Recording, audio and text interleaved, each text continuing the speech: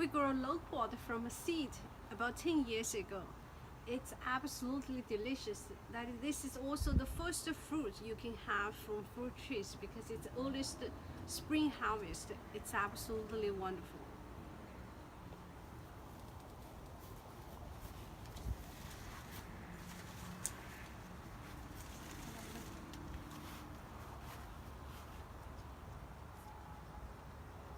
See, this is a huge one. So you just take it and peel it. Inside it has stone core, but outside the flesh is very soft and sweet. Tastes like a peach.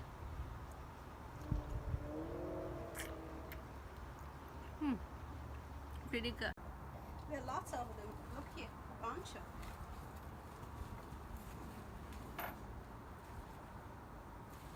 And over here, look there.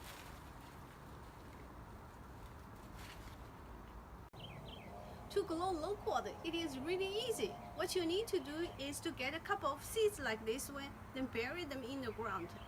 A couple of months later, it will grow seedling for you.